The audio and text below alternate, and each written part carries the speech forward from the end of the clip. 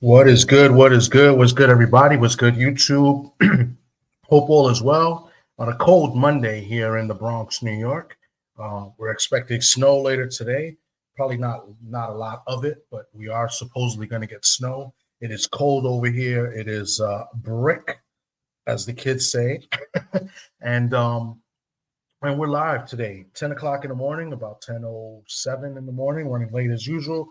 But we're going to talk a little football today. Might even talk a little bit wrestling, and big day for sports. If you like wrestling and football, the season just ended yesterday, the regular season of the NFL, ready for the playoffs. And tonight, Monday Night Raw makes their debut on Netflix. That's supposed to be big. Um, there's supposed to be no limits in anything. Like they can go overtime as much as they want. There's no 2 hour limit, 3 hour limit. They can say whatever they want, do whatever they want. It's going to be crazy. Hopefully, no buffering like the Jake Paul fight. So we'll talk about that. We're going to talk about the playoffs. We're going to talk about the regular season, the records that were broken, the leaders, who's your MVP, who's your Rookie of the Year, Defensive Rookie of the Year. We're going to talk it down. Hopefully, my man D Free would come on. I may have my boy Rich Mancuso will jump on later with us too, maybe in a few minutes. So yeah, we're gonna cover it all. We're gonna have some fun. It's 10 o'clock on a Monday. Usually I'm at work, but I'm one of the blessed ones to have a good, a nice job where they gave us 3 weeks vacation at the end of Christmas. So this is week number 3. So I'm gonna enjoy it this week, and I get back to work next week. But yeah, man, let's get into it. Let's see who is in the building real quick. Let me take this off. Let's see who is in the building real quick. I see my man Jose Diaz. He says, salute everybody from Cuba. Hope everybody's doing good. Salute to you, Jose Diaz. Hope it's nice, sunny, and warm over there in Cuba. That's pretty awesome, man. Good for you. One day I'd like to go over there and visit. Well, salute to my man Jose Diaz. Salute to my man D Free.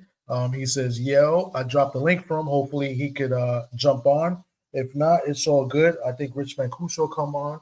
I know D Free, he knows football. He did a football live yesterday covering his Commanders. I know he's hyped for the Commanders. Nobody expected them to win more than 5 games, I believe. And look, they're in the what is it, the 5th seed? They're the 5th seed the 6th seed. So they get to take on the Bucks. So that's an interesting matchup. We'll talk more about that. My man Ack Reacher was good. The Jab Jamboree. Salute, bro. Thanks for coming through. Salute to you. And let's see. I think my guy is on. Hold on one second. And my man Rich Mancuso. What's going on, Rich? How's everything? Thomas, good morning. How are you all? I'm good. I'm good. I never go live this early, especially on a weekday, but I'm off work. I got a vacation Good. For like 3 weeks. So this is the 3rd week, so I'm trying to enjoy it. And one of my good buddies who usually goes live around 9:30 is not on. So I said, you know what? Let me go on and, talk some football. So here we are. And how's everything with you, Rich? All right. Happy New Year to you and everyone. It's the usual. Yeah.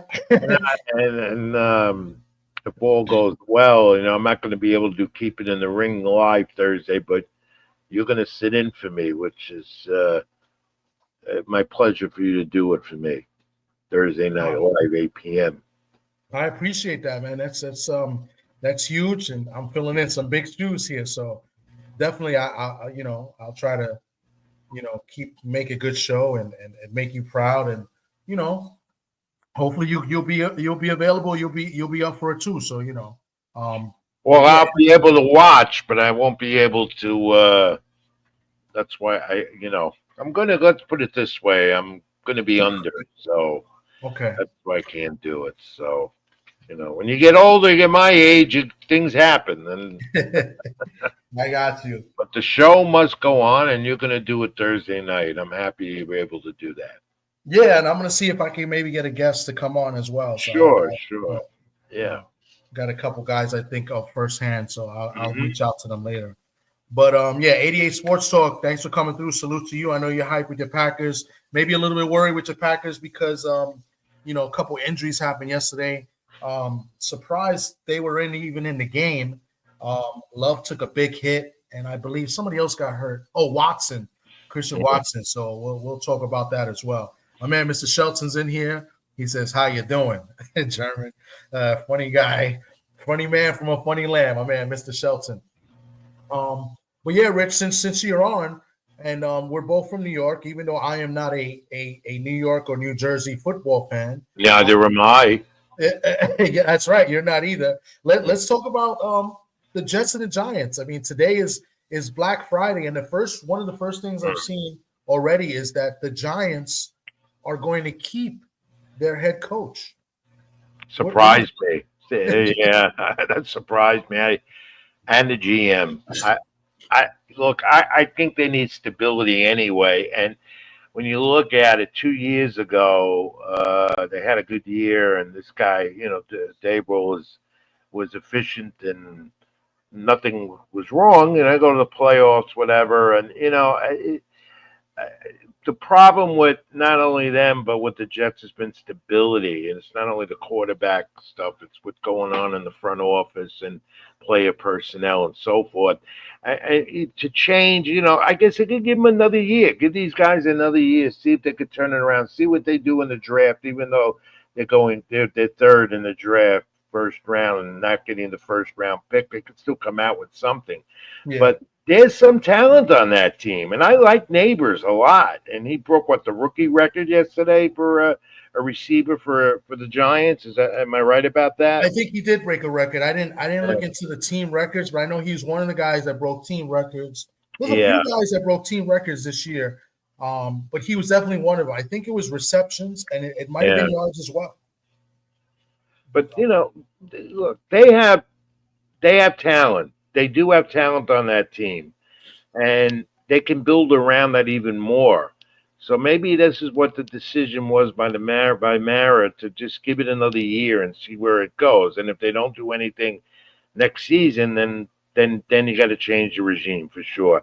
I don't think the fans are happy about it because they want to win. They want to see a winner. And the Giants haven't been able to do that in the last couple of years, and it just seems to be getting pathetically worse, especially with a 3-win season, Thomas. So obviously the fans are not happy about it, but I believe the Mara family, they met probably late into last night, decided, look, let's see if we can turn this around next year. Let's give it one more year and then take it from there. And I think that's what the decision was. Yeah, and it's a tough one. It's a tough decision to make. I'm sure Giant fans might just want a factory reset, and want to just, start all over. I mean, it all starts with the quarterback. It's a quarterback. Yeah, you need that. Yeah. And they were stuck with Jones. They try to ride with Jones. Jones, obviously not a good pocket passer. He's good running the ball. He's to me, he was a good football player, but just not a good quarterback. I mean, I think that's describe him. Exactly. You know what, Tom? And I think Giant fans will agree with me. The turnover of players on that team, especially when you don't keep Saquon Barkley and you don't tag him, as a franchise player. Look what he's done with Philadelphia.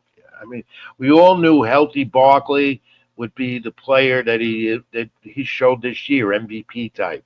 Mm-hmm. So when you don't make the proper personnel decisions, that comes from your front office. That's why fans are disenchanted and not happy about everything, because I think in their mind is Barkley as well, and the Daniel Jones, sticking with him and giving him the contract that he didn't deserve.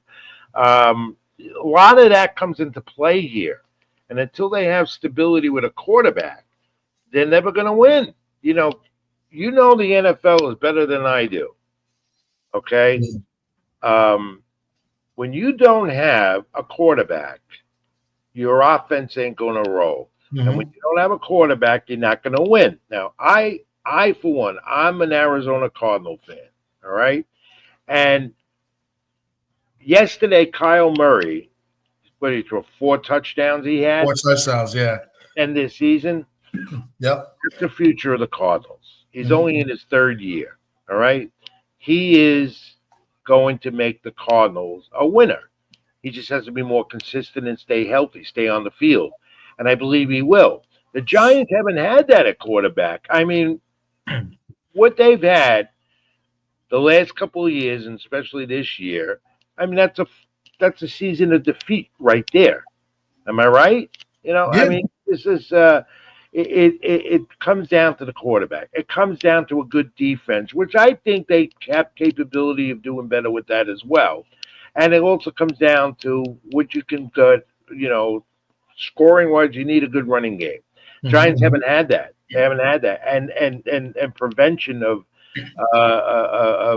getting teams into the red zone. And the Giants just haven't been able to do any of that, and that's why they only won 3 games. So it's going to be interesting to see now with another year with these guys, with yeah, and to see where they go as far as their leadership and how they can turn this thing around. And I don't think it's going to happen overnight. It's going to take, I no, believe, another couple of years and see where they get in, what they get in the draft. Let's see if they can get a quarterback or some other offensive gem that can help them. yeah. I agree. I think the Giants need to change the culture a little bit as far as the Exactly. style of Yeah. play. Like the Giants, remember the Giants are known for good defense, running the ball, and just killing the clock, and they just beat you at the line of scrimmage. And that's Giant football, right? That's what everybody told Big Blue, Giant football, run the clock, run the ball, the old Bill Parcells way. And I think when you had a guy like Saquon Barkley on your team, one of the things the Giants didn't do, I think they tried and they were missing was because I've seen this as a Seahawks fan. They missed many times. Is Yeah. they missed on the offensive line. They missed. You have to build the offensive line first. When it comes to me, as if I'm a general manager and how I've always talked about football, I think you build from the line of scrimmage, Mm. then back, right? Like I think you win games on the offensive line and the defensive line of scrimmage. I think that's where you win football games. The old Giant teams, they won. And this is going to be debatable because I don't think Eli Manning is a great. I think he's a very good quarterback. I don't think of him as great. He's going Right. to probably get in the Hall of Fame, probably first ballot, but he did not win those Super Bowls. It was that defensive line that won the Super Bowls. Yeah. It was the Defense. defensive pressure Right. on You're right. Brady, right? Yeah. Everybody talks about how Eli beat Brady. No, the defensive line beat Brady. Eli didn't get no pressures. He didn't get no sacks. He didn't get no interceptions or forced fumbles. It was the defensive line. Right. And everybody talks about how great he was, but that's Giant football. That's how you win, because to play in Giant Stadium or in MetLife, it's not easy because the wind, it's tough to throw in the wind. It's always been like that, right? Horrible stadium. Yeah. And to win games at in Jersey, in MetLife, you have to run the ball and you have to get a good line. Yeah, and that reflected on what happened there this year. Only won 1 game at home. Yeah. Bear in mind too, Thomas, that they're in a division that's tough. Yes. The Cowboys are not going to have another losing season like they did this year.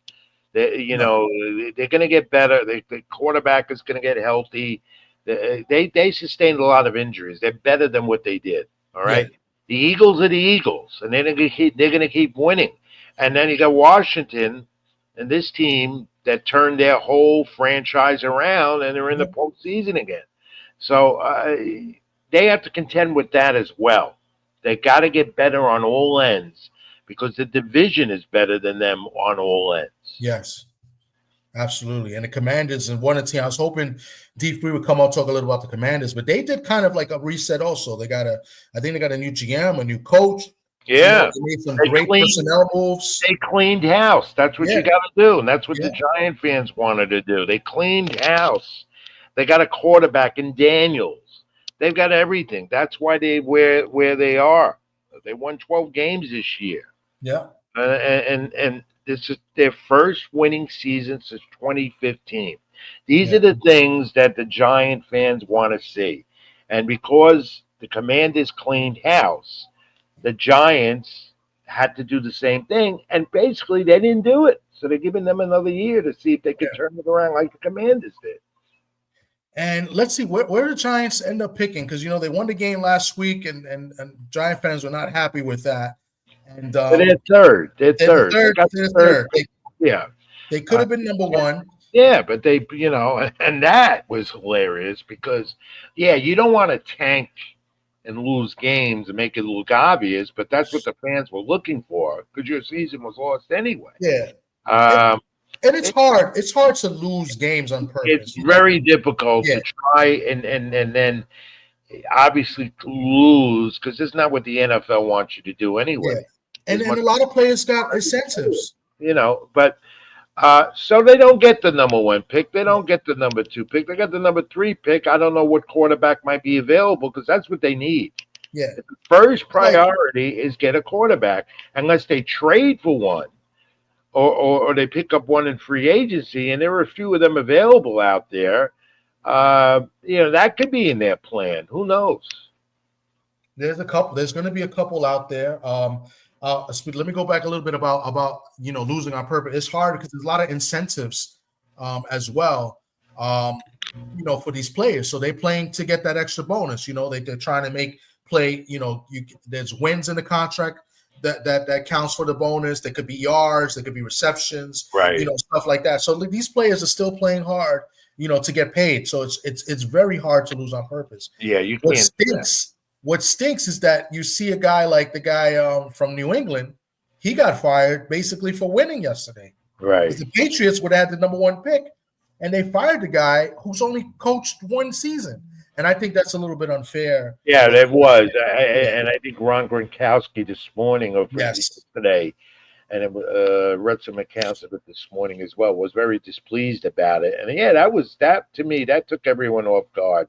Because they might have plans for someone else. They probably had that in their plan. That's what the Patriots are probably going to do. But here's a guy that, was a rookie coach, and you got to give the guy a chance. Yeah. But as you see, the coach is always the culprit, not only in the NFL, but all sports. Yes. If you don't win, and even if and being a rookie coach, rookie manager, whatever, it makes it even more difficult. But you got to give a guy a chance. You just can't expect him 1 year to turn things around. The Patriots are a young team rebuilding, and this was a guy to do it. But apparently, Robert Kraft saw other ideas. Yeah. Well, it's sad, in that aspect, but that's the game. Quick, let me give a shout out to a few people that just came in. Opulent LD, salute to you. Skywalker Sports, Skywalker Boxing Media, thank you for coming through. Salute to you. 88 Sports Talk. If I didn't get you, he's been in the chat talking. Marky Dan, what's good? Marky Dan, I'll bring you up in a little bit. I know I see you in the back, but give me some time. We're gonna talk a little bit first. Tay, what's good? Tay, thanks for coming through. Salute to you. And here's 188 Sports Talk said, Von Miller was one guy. He got a 1.5 million bonus for the sack he got yesterday. So, these guys are still playing for incentives. That's why sometimes the Pro Bowl, even though nobody really cares about the Pro Bowl, but what the hell is a Pro Bowl? That's just like but people get bonuses because of it. Right? I know, and I know, that's why they do it. But it's because it's a total waste. It's not a game. It's something that it's no interest. To me, it's just entertainment. But they do it. They keep it going. It's not to me legitimate what you call all-star game anyway. The NFL never had a real legitimate all-star game like the other leagues. Yeah. So it's a fan thing, So yeah. Let me talk a little bit. So before we get into like the awards, like who we think will be Rookie of the Year, MVP, and stuff like that. Let me go over some of the records that were broken this year. So we had a new record in receptions. Brock Bowers from the Raiders broke a record for receptions, 112, and receiving yards for a tight end as a rookie. So Brock Bowers is rookie receptions, 112, and then the Panthers, they broke a record for giving up the most points in a season, 534 points given up in a year. So those are the two big records this year that were broken. There were some team records that were broken, but those are the two big ones that I know of. And then I don't know if you noticed this. This is kind of like a cheap record, one of those Michael Strahan sack records where he got the cheap sack to break the record. But Mike Evans broke the record to start the season of straight consecutive years with 1,000+ yards. He got into the last play that the Bucs already wrapped things up. They took a shot. They basically just threw him the ball for 5 yards, and he broke the record for Jerry Rice's record for consecutive 1,000 yard years. So, what do you think about that with the Mike Evans though? That was I don't like. It's all right. I didn't pay too much attention to it, but look, he's one of those exciting players, and Yeah. he's a type of player the fans want to see, that the NFL wants. It's well deserved, but I still think that there's other guys that might be up the notch a little better than him. Again, I'm not an NFL expert. I'm going on what I hear. Yeah. I've got a couple of NFL people out there that I know talk to me about this guy, that guy. They've talked highly about him. Yeah, Mike Evans is I think he's a phenomenal receiver. I think he's top 10 in football. Yeah, especially when it goes up there and getting touchdowns. Like he's a really good red zone guy. I just don't like the fact that it's 17 games, so you got the one extra game now, which right? I hate. I don't like it. I'm not, just like in all the sports, especially with boxing, and even with baseball, the two that I focus on more than anything. I'm so old school, and to leave it the way it was, I just think 17 games is too long. But I understand why they do it. It's all about the money. Yeah.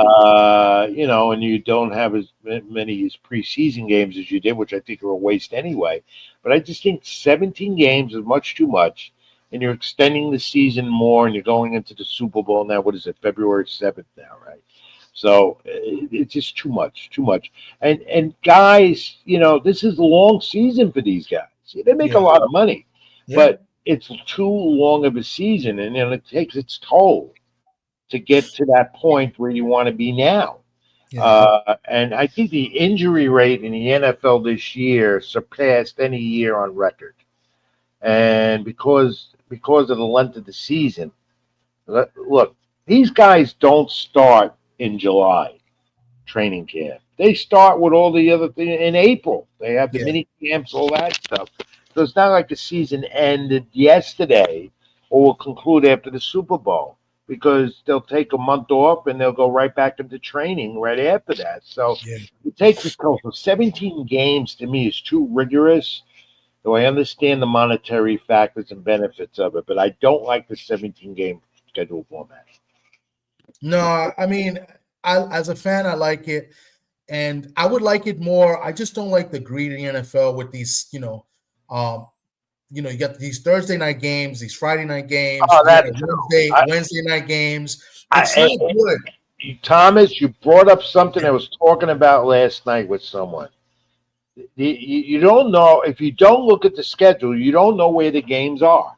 Yeah. And they're cluttered too much. Now they're making this into like an everyday game during the season. And it's very confusing. And with all the networks, and again, it comes down to the money. It's very confusing. You don't know where to go. And then if you don't have some of the streaming services, you're not going to see it.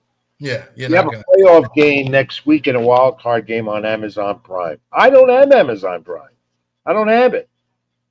But that's the route not only the NFL but all sports is taking, to go the streaming route. Yeah. And I don't think it's fair to you, the fan, that you have to pocket in more money to watch the NFL or any other sport that you follow. That you got to go to streaming networks now to do it, especially if you have a cable package at home. Yeah. And even Netflix just started putting football too on Christmas Day. I know. But that's crazy. This is the future. This is what's here now. And eventually, once these new contracts with the networks are renegotiated, I'm sure they're going to see more of the streaming, more NFL games, more games on all the other professional sports leagues on streaming networks rather than on national TV. Boxing went that route. They're gone. You can't find boxing. You don't see the fights unless you have a streaming network. All right. And look, and Major League Baseball is going that route as well. And you're going to end up having probably eventually, I do not doubt that in a few years, the Super Bowl will be on Netflix. I don't doubt it either. I mean, let's see what happens because Netflix that issue when they had with the Jake Paul event, they had a lot of problems. So hopefully Yeah, that they the fix the stream they network. were a little better on Christmas Day, and Yeah, I have Netflix now because I could watch Monday Night Raw, yeah, so I had to get it. But I saw on NFL Christmas Day, those two games that it seemed to go off well. I think they fixed up the issue with the Jake Paul Tyson thing yeah, because it was an overload of people in the arena. So many people wanted to watch, and they had yeah. that. So I think they're straightening that out. And if they don't, They're it's gonna have not problems. Well, they good. can't have something like the Super Bowl because the No, Super Bowl will no, be watched, a right, lot. exactly, right. So let's go. So let's see. So MVP this year, who is your MVP of the NFL? I think Well, it's I, clear cut, but if you didn't have so many great quarterbacks, I would go with Barkley. Okay, so what was he? How many yards short of a record was it? I'm Thousand? not. No, He less. was 100 yards short. I think the 100 record records. is. And I would have played him yesterday. I don't care. I would have put him in Yeah. and go give the kid the record. Okay. Uh, See, I disagree with you there because two things. So Barkley finished with 2,005 yards. So he's 100 short. I believe the record is 2,104 is the yeah. record for the year. So Eric Dickerson came on. He spoke about it. He said he didn't really care because, when he broke OJ's record, OJ did it in 14 games. Yeah. Eric Dickerson did it in 16. I believe he might have played only 15 games that year, Eric Dickerson. I'm not sure. Or he might have broken on the 15 games, something like that. But he played 16 games. Barkley would have been 17 games. Now, Yeah. somebody made the argument with me about Barkley. Well, his yards per carry, his average was more than Eric Dickerson. That's fine. But then Henry of the Ravens had a great year as well. Now, he played all 17 games. He Right. had 1921 yards, 1,921 yards. So he had a phenomenal year. About what's that, like 84 yards less Yeah. than Barkley. And Mhm. his average was 5.9 yards. So I don't the extra game thing to me does mean a lot because remember you're playing different game plans, different defenses, who have different game plans each week. So I don't think the record is worth it. Especially for a guy like Barkley who's had bad luck with injuries too in the past also. So why chance it? The biggest goal is to win championships, right? So I don't mind. I think that was a good move by sitting down Barkley and sitting down their starters. So, but I think he's definitely is an MVP candidate because of what he did with that team. From where he was with the Giants. Yeah. Without Barkley, are the Eagles winning 14 games? I don't think so. I don't think so either, especially if they got a quarterback problem too. But I think the league revolves. Go back to your question about MVP, Tom. I think the league revolves around the quarterback, and the quarterbacks, to me, dominated the league this year. And Yeah. if I had to go with an MVP, I mean, it's a tough one, but the quarterbacks are where you got to go. There's a Josh Allen, who deserves, he's up there. Yeah. Lamar Jackson, Yeah. he's up there. And again, is it going to be Patrick Mahomes again? Who's up there? Those are the top three I would consider. And out of the three, I look, I love Mahomes and I love Allen, but I love Lamar Jackson. Mm-hmm. And the Ravens aren't the Ravens without him. Okay, but Henry is no. The Ravens aren't the Ravens without Lamar Jackson. I would go with Lamar Jackson. Now, if I had a chance to had a vote, I'd vote for him for the league MVP. It's debatable and it's tough. It is debatable. It's going to be interesting to see who the MVP is, but I guarantee it's going to be one of those quarterbacks. Yeah, it is debatable. It's a quarterback league. It depends on how you look at it. I think Lamar Jackson, by far, the best stats as a quarterback. Oh yeah, he's the league leader. I think in QB rating, he's got a 119.6 QB rating. He threw for 4,172 yards. I believe that was second or third to Burrow. He rushed. There's another guy I bypassed, Burrow. Yeah. He rushed for 915 yards. Had the Bengals had a better start, Burrow could be the MVP. Burrow probably would be the MVP. Yeah, yeah. He definitely Yeah. carried the team. I don't know who the league leader in touchdowns is, either Burrow or Lamar. But Lamar, 41 No, touchdowns I throwing. believe it was Burrow. And you could double check that, but I believe it was Burrow. I will double check that as well. Yeah. But I know Lamar had 41 throwing and four touchdowns rushing. Yeah. So that's 45 touchdowns altogether. And he only had 4 interceptions, which is great. Yeah. I think out of all the quarterbacks, I think he threw the least interceptions of all the big quarterbacks that had big years. I'm looking at a guy here, stats. We're bringing up stats with Jaden Daniels, Commanders. Here's a guy who could be an MVP soon. All right. He had a great year. That's why the Commanders are where they are. 3,568 passing yards, 25 for passing for touchdowns. The 9 interceptions might be a step back there. 891 rushing yards, 6 rushing TDs. But he got the Commanders to where they are. So it goes back to what it's saying about how important quarterback is. And I love that young guy. I love the way he handles everything.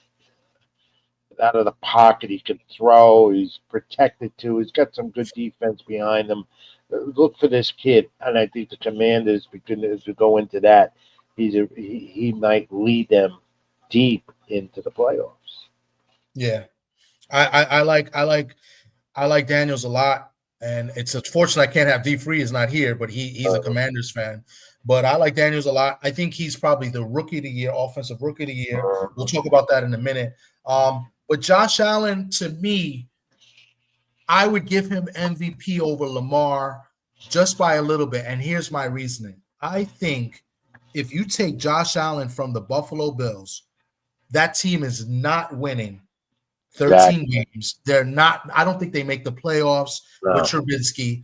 And I think if you take Lamar Jackson off the Ravens and keep a Derrick Henry on the team, I think the Ravens still make the playoffs. So I think that's why, to me, most valuable player, not just stats. Now, Lamar had a better year stat-wise, by far probably than anybody overall. But as far as MVP most valuable player, to me, I give Josh Allen. Just because I don't think the Bills make the playoffs, and I think he's the one that carries the team, just like Daniels for Washington. But I think Josh Allen has carried that Buffalo Bills team. Yeah. So I mean that's just my opinion. I think Lamar Jackson get it. You can't go wrong with either or. I think those are the top 2 guys. With Barkley probably third, and Burrow. If the Bengals would have did better, Burrow would have definitely been up there as well. And I like another quarterback. And they put his team in the playoffs. Jordan Love. I've always been high on him. The Packers. Jordan Love has been great, especially second half of the season. Oh yeah. Assume he's second healthy. Half of the season, big. Assume he's healthy. The Packers could go far as well. Yeah. And it's interesting matchups. We're going to get into those matchups too this week. I mean, a lot of those low seeds can beat those high seeds. So we got the Vikings. A 14-win team as a wild card. Isn't that unbelievable? It's insane. You look at that and you say, "Wow!" How can a team with 14 wins be a wild card? But it's the division they're in too. So you've got percentage-wise now, and the way the league is structured, with something like that's going to happen.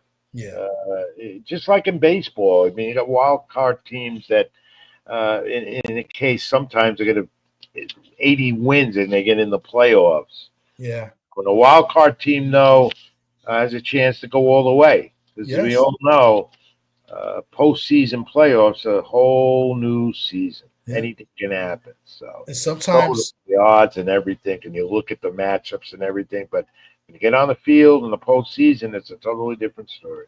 Yeah. Or you could it's the right time of the year, and you could be playing your best ball at the end of the season, and you're going into the playoffs. Yeah, momentum. Scary. Yeah, momentum. Yeah. Let's go rookie of the year, offensive rookie of the year. I guess we just spoke about it. Daniels had a phenomenal year. Yeah. For Washington. Another guy that we spoke about earlier who could get Rookie of the Year votes, but I don't think he'll get it over Daniels. Brock Bowers, that's tight end for the Raiders on a really, really bad team with no good quarterback play. I mean, what Brock Bowers did was to me was phenomenal with the quarterbacks he had to play with.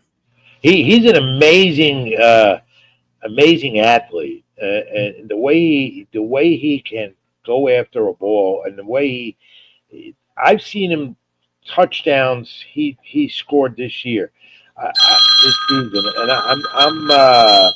I'm like amazed at his tenacity, his athleticism, So and that team's got to build around him as well. Yeah, absolutely. It all starts for them as the quarterback. That's where they really struggled at. Is at the QB, you know. So I mean, they had who was it? Aiden O'Connell. Who did they start off with this year? He got hurt. The guy with the mustache. Oh my God, I can't get his name. Yeah, no, me too. Was it Minshew? Yeah. Minshew. Yeah, I think he was there, and I don't know if somebody else was QBing. But here's another rookie receiver, not a tight end, wide receiver I thought he had a phenomenal year. Also with the quarterback play there, Brian Thomas of Jacksonville. He had 87 receptions, 1,282 yards, 10 touchdowns, and he's a big, deep throw guy. Like he got a lot of his yards on deep touchdowns. But here's a rookie that came out of nowhere. Started off with Lawrence, and he had to play with a couple other different quarterbacks. He had another phenomenal year. I think he'll get some votes as well. And then Neighbors of the Giants. Oh yeah, another phenomenal year.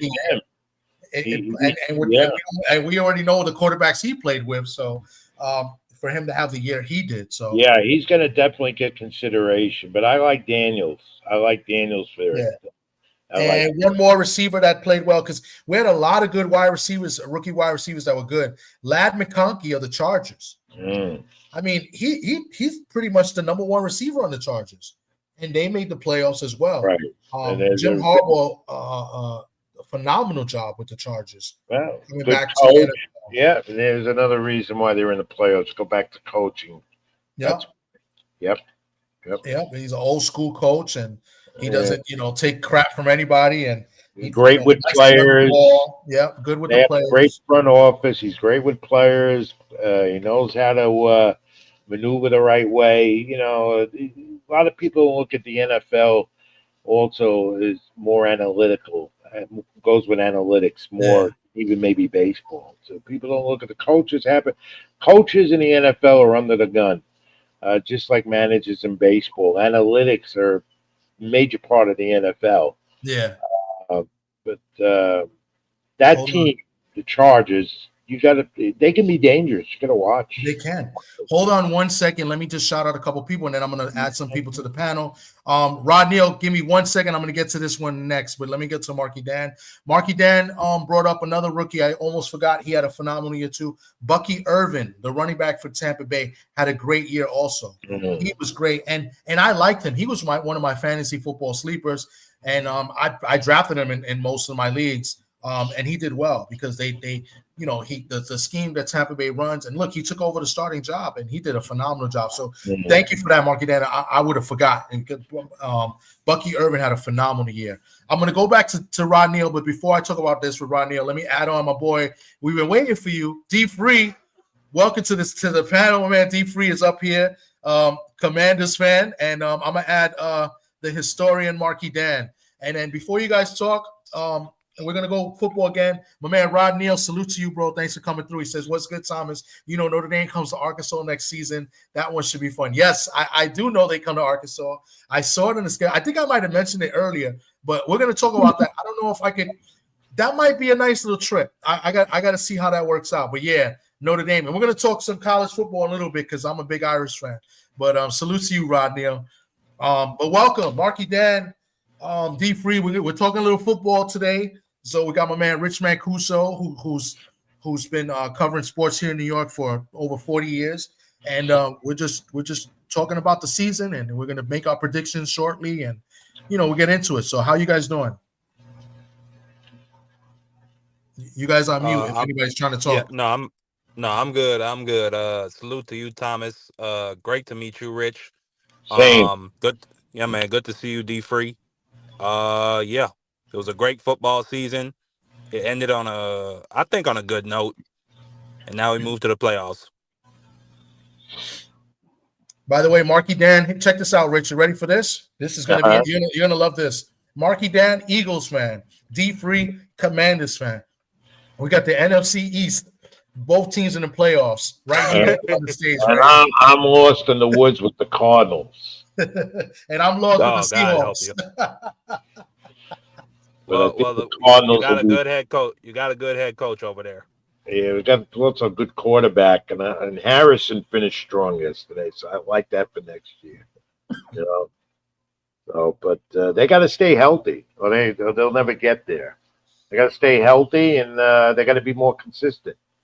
And they're in a tough division as well. So, but we'll see how they do in the draft. But I like the future for the Cardinals. I do. I see a Larry Fitzgerald era coming back soon. And that division always produces well. Like I Yeah. mean, the Yeah, Rams, they won the division and they came out of nowhere. Nobody thought the Rams would be as good as they are this year. They got talent. The coach has done a great job. yeah. They I got a never thought great he was head a good coach. coach, but he's proved me wrong. And so that division is going to be good. Seattle's got to make some personnel moves. I think they need to get a quarterback. I would love for them to get rid of Metcalf if they can and trade him. I think he's a liability on the team. They're not using him the way he should be used, and they're making him a number one receiver, which he should be. But I would like to see him run more, but because he can't catch the ball, and I don't, he's too many penalties, blocking, holding, everything. Like, get rid of this guy. But that's Yeah. the Seahawks. I wanna bring it to D Free, and we're gonna start talking about the playoffs. And I want to see what D Free has to say about his Commanders and what he thinks the Commanders are going to do in the playoffs. I like them. I like the Commanders. I'm a big fan of Josh Daniels. You on mute? I think I can't hear you, D Free, if you're talking. Oh, he got so he might have to come back in. He'll be back. But yeah, until D Free will talk a little bit about the Commanders. But let's go to you, Marky Dan, with your Eagles. So the Eagles, they draw the Packers. The Packers coming in a little bit banged up, right? And I think that's a tough match. You already beat them this year, but I believe that was in Brazil, where y'all played them early in the season. It's a different Packer team now. So what do you think? What do you think the Eagles are going to do with the Packers? How do you feel about that game? Marky Dan is also on mute. All right, can you hear me now? I can hear you, D Free. We'll go to D Free and we'll get back to Marky Dan. No, Jaden Daniels had a excellent season. I mean, to take a team from 4-13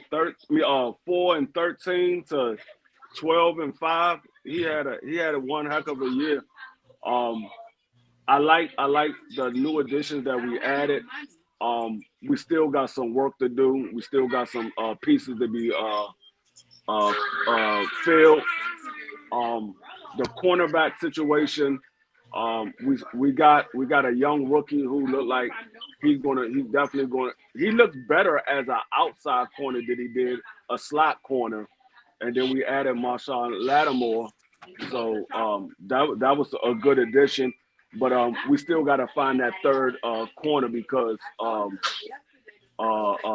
Benjamin St. Drew, he's a walking flag. Every time he comes on the field, there's a flag getting thrown for him. So Wow. we definitely got to fix that. But far as everything else, we had one heck of a year.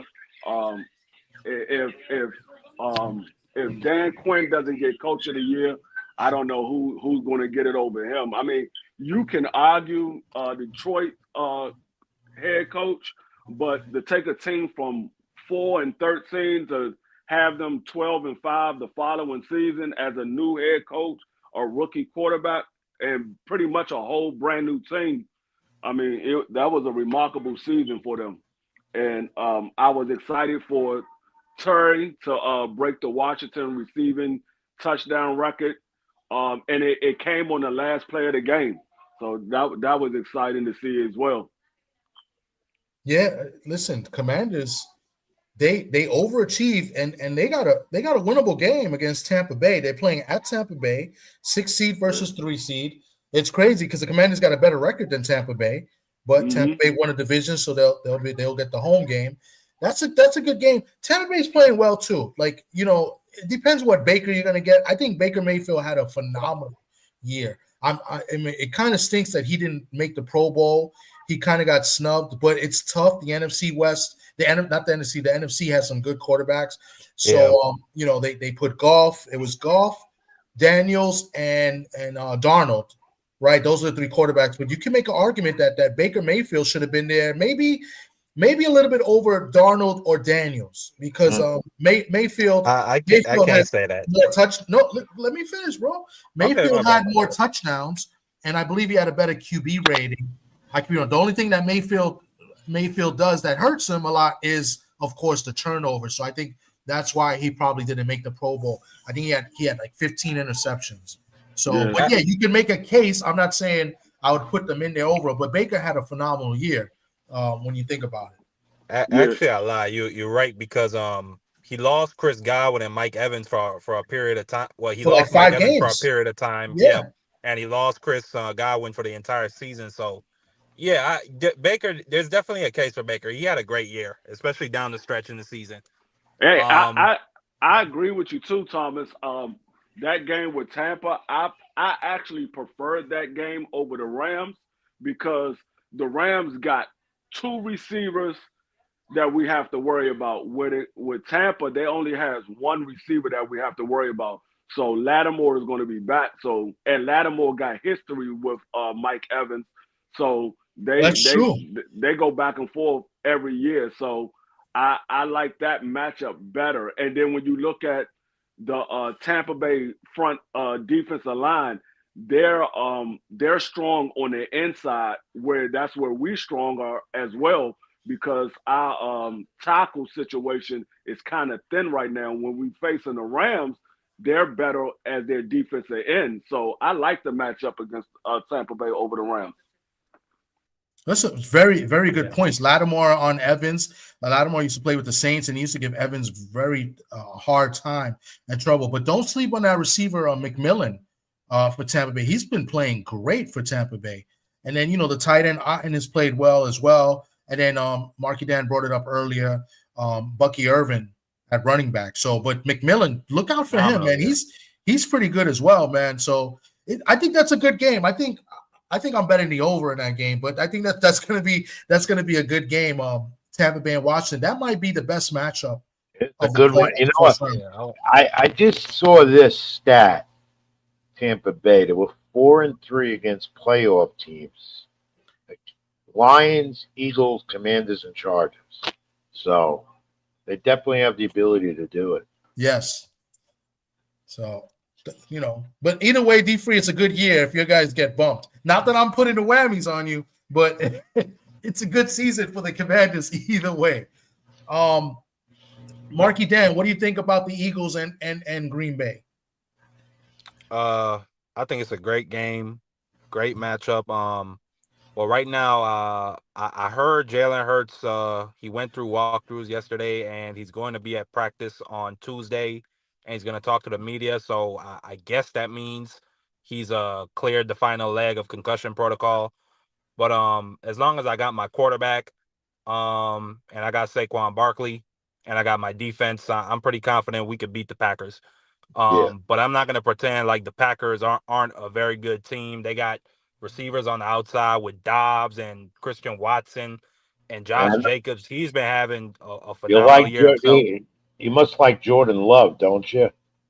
I do. I've rooted for. Matter of fact, Jordan Love, his first time ever playing, I think that was his first time ever playing. He came in when Aaron Rodgers got hurt against the Eagles. Yeah. And he led a touchdown drive. So all the way back then, I said, okay, this dude has some high football character, and on top of the fact he could play. So yeah, I've always liked Jordan Love, but like I said, if we go out there, we dominate time of possession, We run the football. Hurts doesn't turn it over, and our defense hunts. I don't see anybody stopping us, including the Packers this Saturday or Sunday or whenever we play. Oh, Washington can stop y'all. Oh God, here we go. This is what I'm talking It about. We got sound two good. NFC East guys in here. I will say this about they had to knock my quarterback out of the game to try and win. That shit was crazy, man. It's a That's part of dirty the world. game. It's part of the game. Ain't nobody tell your quarterback My to boy run. had two knees on the ground and he hit him with his forearm. I mean, but oh my God. Ain't nobody tell him to run. That's part of the game. Hey, when my quarterback got knocked out of the game, we ain't complain. We just went out there and won the game. It is what it is. He got knocked out in the first 2 minutes of the game. Nah, you're right. Next time Smitty won't drop that pass. You're right, DeFrilio. I will say this. Damn, bro. Listen, I would not sleep on the Packers, even though, I didn't like the hits that they took yesterday. Love said that he's pretty good, but he has some tingling in the elbow. I guess they hit his funny bone or whatever. And then somebody else got hurt, Watson. But defensively, both teams are pretty solid as well. Defensively for the Packers, they were a little bit banged up, but I expect them, to be back. They got some good defensive backs. Yeah, I like the Packers because they, especially when Love is on his game, they score points. They could score 30 or more points against anyone. So and I'm a big fan of the Packers. I mean, I like the Packers. The thing that I like about the Packers in this situation is their starters played yesterday, and where Philly rest a lot of their starters. Sometimes that can come back to bite you in the butt because they come out there rusty. So I mean, I like the Packers in this situation. The same thing with a team having a bye week. Sometimes they come out there cold because they sat out that extra week. So I mean, this is a season. I mean, this is the part of the season where every game counts. It's one and done. It ain't no we'll make it up the next week. You got to go out there and win today. If you don't win today, there ain't no next week. I don't know if they're going to be able to contain Barkley though. That's because their defense, the Packers defense, that's something of a concern. And I've seen that the last few games with them as well. And I think Barkley is going to run all over them. I mean, Rich, Barkley is an issue. Barkley is an issue, but what you have to do with a team like that, you have to make them one-dimensional. If Barkley is going to be the one that's going to be carving them up, then you make it be so that Barkley is the only weapon that they got. You got to shut down everything else. And then that way you can have your linebackers focus on Barkley because you got to make them one-dimensional. If you let them have a passing game and a running game, you can't compete with them. And that was the thing that Washington did with the Eagles. We shut down the passing game for the most part, but Barkley had his running, but the passing was not pretty much non and void. Well, no, actually, y'all did a great job on Barkley in the second half. He only had 39 rushing yards, which is way below his season average for the second half. I thought Kenny Pickett actually he played well enough to win that football game. If Devontae Smith didn't drop that pass, but with this game, what I was about to say, Rich, I agree. The Packers do score a lot of points, but it don't matter if they're not on the field. I think we're gonna dominate the time of possession in this game. Like this team is special. Like what they did against what? Go ahead. You forget about one thing that the Packers can run the ball too. They have a good running back as well, and Jacobs. Yeah. They can run the ball well, and they got one of the best safeties in the league. That's a fact, but I like my defense one of the better best than their safeties defense, in football. Thomas. That's the thing. That's the thing. If you can minimize how many carries Barkley have, the Eagles become beatable. If Barkley is getting somewhere between 25 and 30 carries a game, you're not going to beat the Eagles. If you can minimize and keep him somewhere between 15 and 20 and keep Jalen Hurts somewhere around 175 to 200 yards passing, you can beat the Eagles. Regardless, I think this game is going to be the top game to open up the playoffs next weekend. This is the game to watch. I think so too. I think this Who else one is and playing? the Tampa Bay Washington game. Those are the two big games as far as like coaching and offense. I think those are probably the two biggest games. Yeah, and I think matchups because I don't know. Rams Vikings on Monday. No, that's going to be a good game. But matchup wise, Philly's defense has played a lot better, especially second half of the season. It's secondary, but the Packers secondary were banged up, and they played pretty solid as well. Those intrinsic matchups, like AJ Brown and Smith versus that secondary. Like I said, McKinney, one of the best safeties in football, right? He had like 8 interceptions this year. Yeah, And when it come to Tampa, you got to remember we played Tampa at the first game of the season. That was before we even knew what we had with Jaden Daniels, and he still pretty much carved them with his legs. It was just we didn't know, as far as his arm wise, how good of a quarterback he was at that time. Now he's a much better quarterback, so it's going to be very interesting to see what Tampa do to try to slow Jaden Daniels down, because he didn't really throw the ball that much the first game. Well, let's move over to another matchup, probably the boring matchup. But this is a rivalry. These teams don't like each other. They hate each other.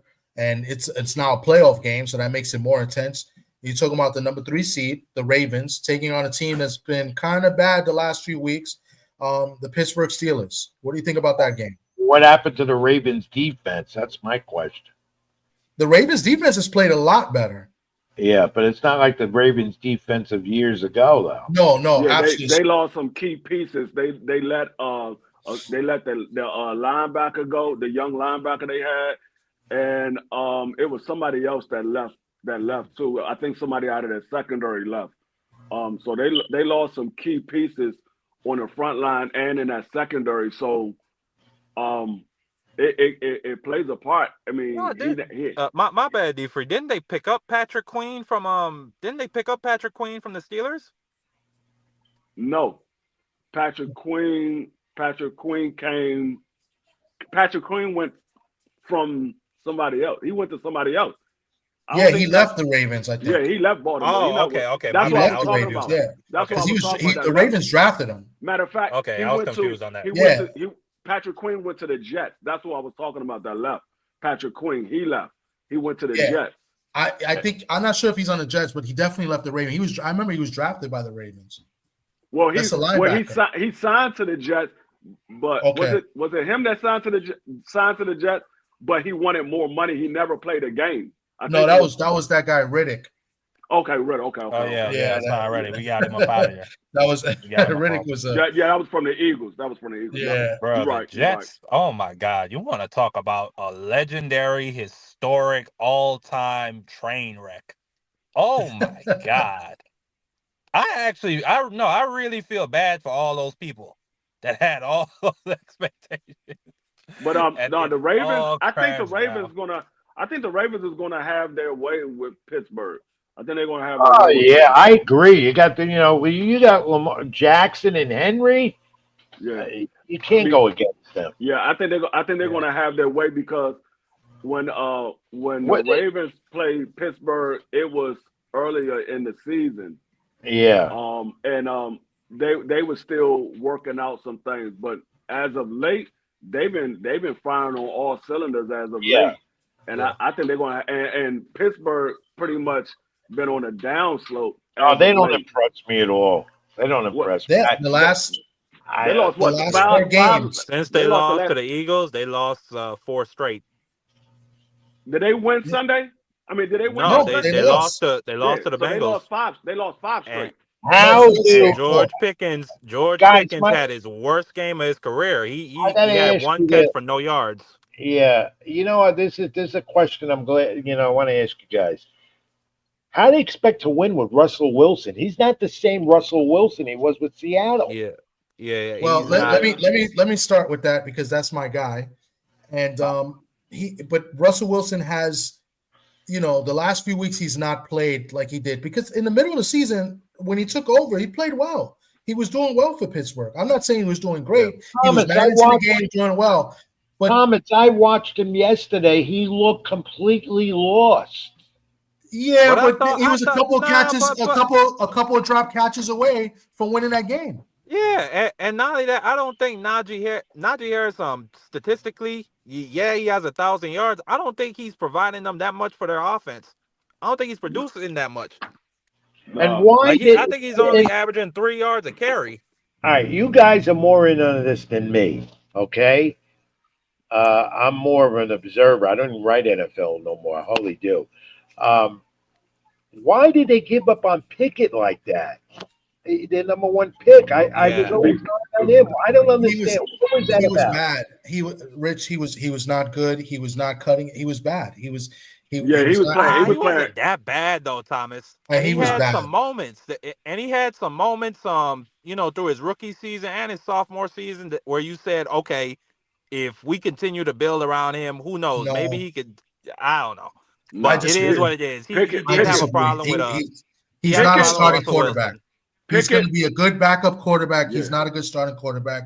He's going to be a poor man's Geno Smith. Geno Smith, I love Geno Smith, but he's a good backup quarterback that now fills in the starter role. And Man. he's average. Pickett I will never really- be that. Pickett is I re- not good. I really thought it was going to be a fairy tale story. Thomas went 4 years at Pittsburgh, Oh No, yeah. tore it up over there, came out, No, but yeah, then wins a Super Bowl for the Pittsburgh Steelers. I mean, it's a he's story. not. But the thing is, he's not what Tomlin looked for a quarterback. It's not. He thought he was going to be that, but once he got him, he realized he was not that type of quarterback that he was looking for. He's not the quarterback that's like. If you look at the quarterback that Tomlin had, even though he got him from Bill Cowher, he had Ben Roethlisberger, a quarterback that can stretch the offensive line, and he can throw off script. Now that he got Russell Wilson, he still has a little bit of that left in him, but he also has Justin Fields right behind Russell Wilson who can do that. Pickens is not that type of quarterback. He does it here and there, but it's not something that he can do on a consistent basis. Yeah. And that's what Tomlin is looking for. He's looking for somebody when that offensive line break down, can you go off script? And Pickens is not that type of quarterback. I don't know. And that's the thing with this game, with the way the game is played now, and what D. Free is saying is I agree with. But if Fields would make better decisions, he would be the guy because he can go off script, he can run, he's athletic, and you need, in today's game, you need a quarterback that can move and make up plays as he goes. And that's what Fields can do, but he makes bad decisions. He turns the ball over. Russell Wilson's not that type of guy. He can roll out and he can make big plays, but the receivers that Pittsburgh has now, they're not cutting it. Pickens was supposed to be a number one guy, and he's not. He's played like it through most of the season, but these, coming off the injury, and then I don't know. I guess a lot of the attention and noise. He drops passes. He has a bad attitude. Yeah. A couple games he had a bad attitude with the team or whatever, and he gives up on plays. He's not good. Well, this week it's either victory or death. That's how the playoffs are. So I mean, he's got to make a stand this week. I put it this way. Their number one wide receiver Pickens. He's not going to be in Pittsburgh for long. He's not going to be in Pittsburgh. No, he reminded me of Antonio Brown. That's what he's reminding me of. No. And listen what I'm saying. I'm talking about as far as his attitude. He gets in a lot of fights. He causes unnecessary penalties. He's not the type of person that Tomlin is looking for. Tomlin is he's a straightforward head coach. He don't take no crap from nobody. And if you're not the type of player that's going to go out there and give it your all and not cause unnecessary and not cause those plays, and cause those plays that causes the team a game, he's going to find a reason to get rid of you. He's going to go look for somebody in the draft. He's going to look to trade for somebody. He's going to find a reason to get rid of him. Mark my words. I give Pickett maybe another year or two, and he's going to be off of Pittsburgh. But I think something should also be said because I agree like looking at Mike Tomlin, he seems like the no nonsense type of coach. But when you look at the receivers he's picked, I think he might have a problem maybe identifying certain character flaws. Well, he Because this didn't is pick not the AJ Brown. first. This is Oh not no, the he did. He second. did pick Antonio Brown. He did pick Antonio Brown. Yeah, he did pick Antonio Brown. Yeah, he did. And he picked Chase Claypool. He picked what's the But boy for the Ravens that just that just got released and he got suspended? He was on the Panthers. oh, you talking about Johnson? Yeah, Deontay Johnson. That's another one of Mike Tomlin's receivers who's Yeah, very but you talented. But Yeah, you go got to ahead. think about it. In college, Antonio Brown wasn't that type of player. Neither was Deontay Johnson. Now Pickett was, but those other guys, they wasn't those type of players. They was pretty much just they would go about their business and catch the ball. Once they got into the pros, they developed into those players, especially Antonio Brown. Antonio Brown was not that type of player that he ended up being the last couple of years with Pittsburgh. He was more of a quiet individual that just caught the ball. Now, once he got in Pittsburgh and he started getting all that money and he started becoming a star, it got to his head. So he changed it to that type of player. He wasn't always there. And same with Deontay Johnson and Claypool. They wasn't those type of players. Now, Pickett, like I said, Pickett was that type of player. So Thomas, I gotta step out for a while. I'm getting busy here. Okay, Rich. I'd be happy to come back on. I don't want to go more than 2 hours, so I mean we got another 40 minutes. I mean maybe we'll go sooner. It all depends. We're gonna go through these games and then we'll talk wrestling a little bit. Yeah. I'll try and get back on. All right. I gotta take care of some business, guys. I hope to be back with you. I've enjoyed this so Peace far. and blessings. There's more of it. All right. Thanks, Rich. Live long and prosper. Bye. All right. Let's move on. So with that being said, with all of that about Pittsburgh and Baltimore, who do you guys got winning this game? I got Baltimore. I got Baltimore. I got Baltimore. I got Washington. It's 50-50 with I say more like 55-45 with Green Bay and Philly. I'm leaning more towards Philly. But if Green Bay comes out there and have one of those playoff runs like they had last year, I wouldn't be surprised if they beat Philly. I think Baltimore wins. I think Pittsburgh's going in the wrong direction, especially offensively. They can't move the ball. They've struggled in the last like 4 games that they lost, and they played good teams too. So, and Baltimore's defense has actually gotten better the last few weeks. They beat up on Houston the other week, and that's going to lead me to this game here, Houston and the Chargers. That's an intriguing matchup. The Chargers, I think they had a great year. Kind of like Washington, right? Nobody expected the Chargers to come in and play this well. Harbaugh comes in, he's been a head coach in the pros before. He head coach on the Niners, went to college, won a national title with Michigan, comes back to the pros, and nobody expected him to do this well. With the way he coaches, his style, he likes to run the ball first. You got a franchise quarterback in Herbert, who a lot of people were down on, right? Yeah, and he ended up having a good second half. The Chargers playing some good ball. They drafted that receiver McConkey, who had a phenomenal year, turned out to be their number 1 receiver, and they're taking on a Houston team that's been inconsistent all year long. And one thing I will say about Houston, I'm happy. It was good to see them start their guys yesterday to play, and they got a win yesterday, and I think that was good for Stroud. Stroud had an up and down year. This is going to be an interesting game. I think it's going to come down to coaching, man. I still got faith in DeMarco. I like him, man. I DeMeco Ryans. I think he's a really good coach, and I think it's going to come down to coaching, and then the home game in Houston. Harbaugh's a good coach as well, but I'm going to edge Houston over the Chargers in this game, and I think it's going to come down to coaching. I'm going to pick Houston to barely beat the Chargers. What do you guys got? I got it coming down to coaching too, but I don't think it's going to come down to the head coach. I think it's going to come down to the defensive coordinators. Which defensive coordinators outplays the other team's offensive coordinator?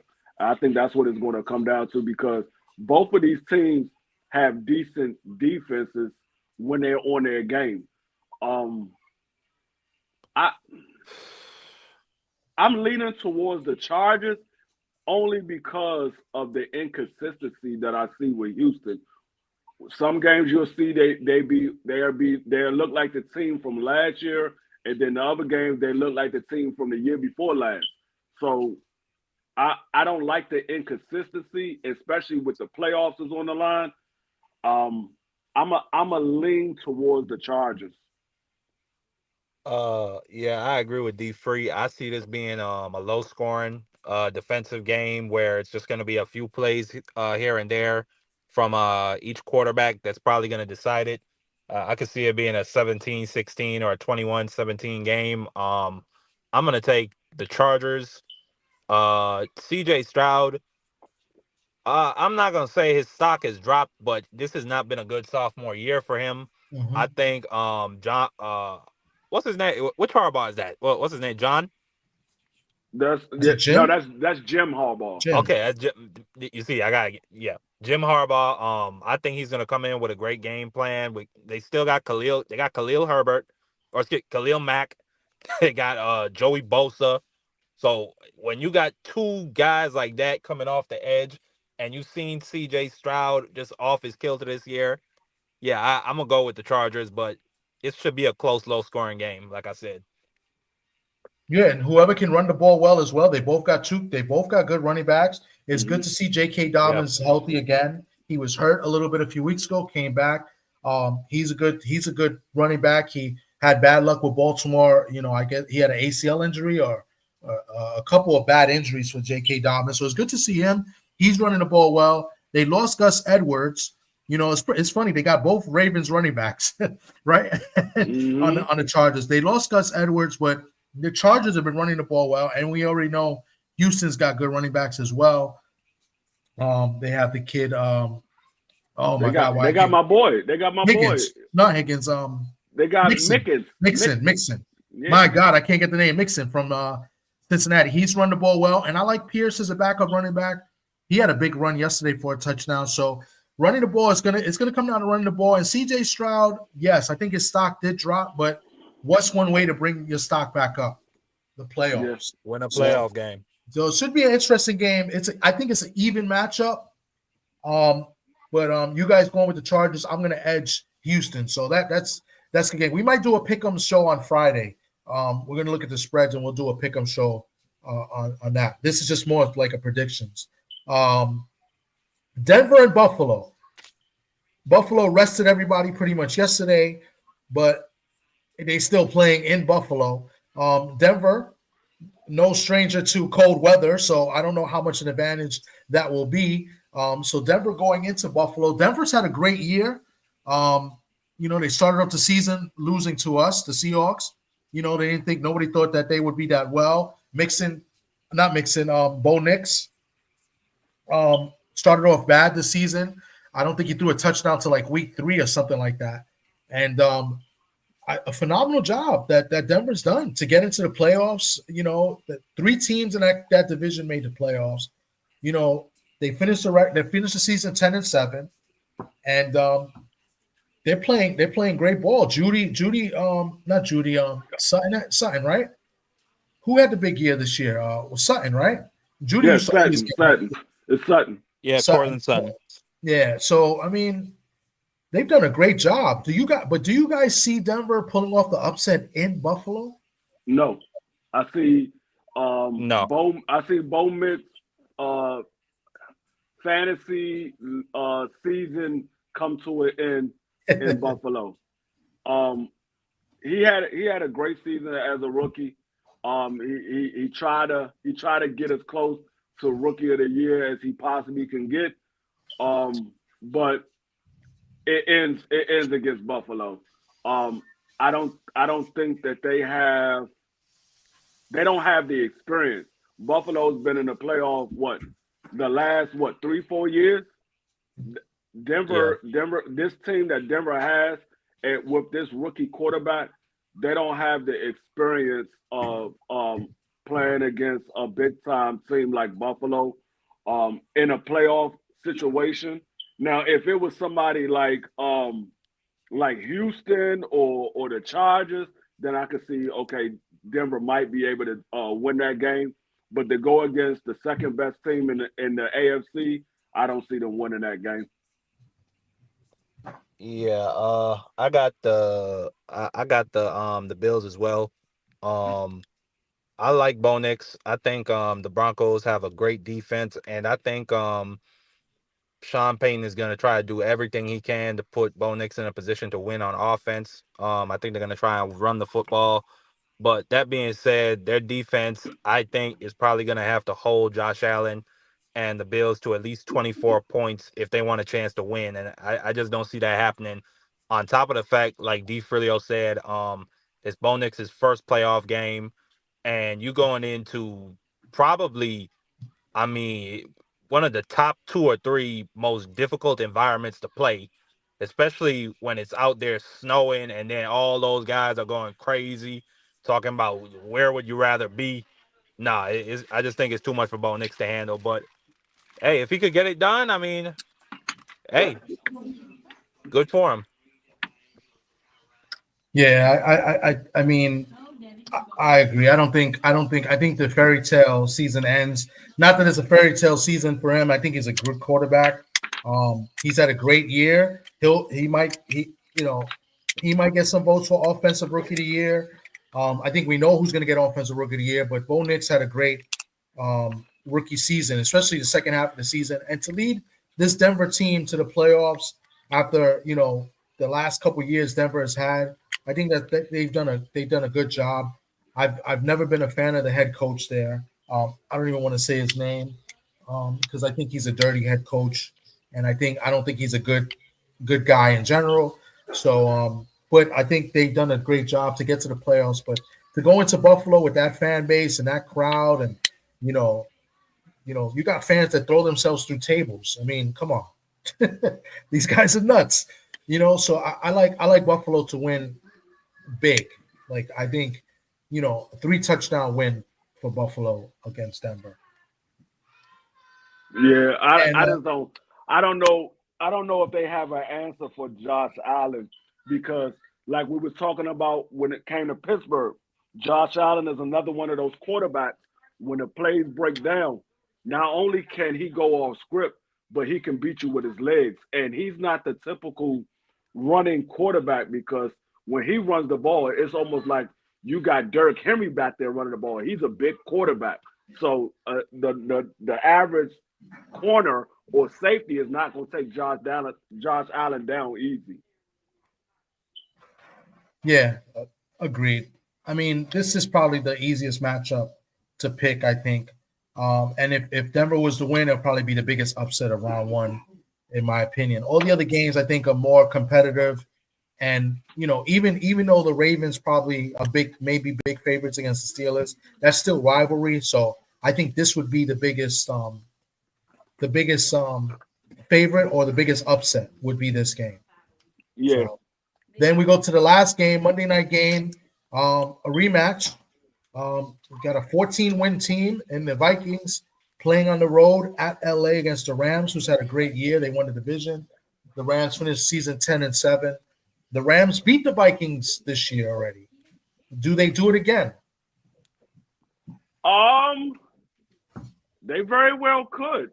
I don't like how if the Rams can do what Detroit did that second half of that game, and put pressure in Sam Darnold's face.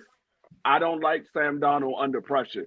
He just throws the ball up, and sometimes he holds the ball just a little bit too long to where he takes a hit right when he's releasing the ball. So if the Rams could get pressure on Sam Darnold, I like their chances. If they can't, I don't see how they beat the Vikings.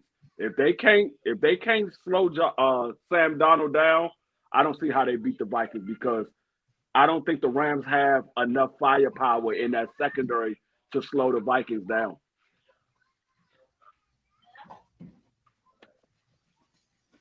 I agree. I'm gonna say the Vikings win that game. I'm gonna say that He's a Vikings Viking. win that game probably by 7. It's gonna be a close game. I say the Vikings win by 7. I think it's going to be a close game too. I think the Vikings do win, but the Rams defensively have played pretty well. They got the defensive rookie of the year, I think, um, on the Rams, the outside linebacker Jared Verse, who's played well this year as a rookie. They have another guy on the team, another rookie, I think, a I think they linebacker. got Braden Fisk too. They got both the Yeah, Florida State guys. yeah. The Rams, they're pretty good, and they got weapons. They got weapons on offense. They got two great receivers. They got a veteran quarterback in Stafford. You got a Super Bowl winning quarterback and a Super Bowl winning coach. So I like the Rams. To keep it competitive, I think the Rams might be up early in the beginning. The key for me is Darnold. Darnold's first playoff game. How will Darnold do in his first playoff game, especially on the road? After having the season that he's had, he didn't look too good yesterday. So and sometimes you're only as good as your last win. So this is a tough one for me. I think I'm picking this game mostly on bias, because my hatred for the Rams. But I'm picking the Vikings to win this game, and I think I can see it a touchdown game. So I like the Vikings to win close. If I didn't have bias, I might pick the Rams by a field goal, but I want the Rams to lose. Yeah, I got I actually got the Rams winning this game. I think it's gonna be close, but like you said, I really like Puka Nakua. Goat Cup has not made an appearance yet, but still Cooper Cup will do. I think what's the name of the running back? Kyron Williams. He's Kyron Williams from Notre Dame, by the way. Yep, Notre Dame. Yep. Yep, they always got good running backs and offensive and defensive linemen. But yeah, I just like the Rams. They just like a sneaky good team that they could really beat anybody in this playoff on any given Sunday. I really feel that way. I agree. I forgot to mention Kyron Williams. He's had a great year too. He's a great running back, and even their backup running back Corum is pretty good too. So I mean, this Rams team yesterday they benched their guys and they gave Seattle a run for their money yesterday because Seattle played everybody yesterday. I mean, it's not saying much. Seattle still had a good year. They won 10 games as well, but they played. But the Rams played their bench guys and they almost won the game. So yeah. Yep. The Rams did that on purpose, though. They didn't want to play against Washington, but I thought that was the harder matchup between the two. The Rams or Tampa Bay. I thought Tampa Bay was the easier matchup. Yeah. Well, with that being said, we're gonna jump into another subject first. But first, if you had to pick a Super Bowl, who's your two teams in the Super Bowl? Right now, I got the. Right now, the way. Go ahead, Rick. Go ahead. No, right now the way Detroit playing, even with me being a Commanders fan, I don't see nobody in the NFC beating Detroit. I don't care if it's Philly. I don't care if it's Green Bay. I don't care if it's Washington. Right now, the way Detroit is playing, I don't see nobody beating them right now. From the AFC, it's kind of hard to pick against Kansas City because they had about 9 games that it was nail biters and they find a way to win. So it's kind of hard to pick against Kansas City. If I had to pick somebody to beat Kansas City, it probably would be the Ravens. The Ravens probably will be my team that I think that can beat Kansas City. I think for some reason Kansas City always finds a way to win against Buffalo, even though Buffalo has beat them before. But when it comes to the playoffs, they always find a way to beat Buffalo in the playoffs. Yeah. Who's your two team?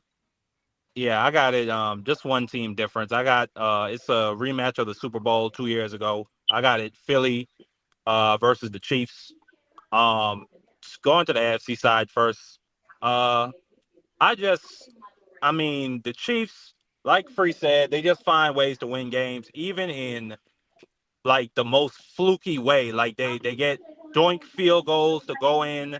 They get Aiden O'Connell to the center to snap the ball, and he fumbles the snap that would have put them in position for a game-winning field goal. Their special teams blocks field goal, blocks game-winning field goal.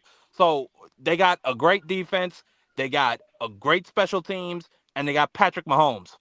Like I just have a general rule that I never bet against Patrick Mahomes in the playoffs, ever.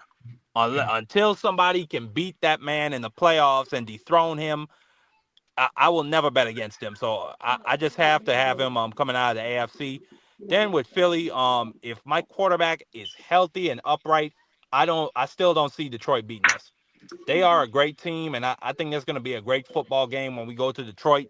But I just think we have the right formula, and I think this team and this unit is special. But I do agree with Free. The Lions, they are a special team, especially what I saw them do last night to the Vikings at home. They not only did, despite, and they had two guys go out from their defense last night.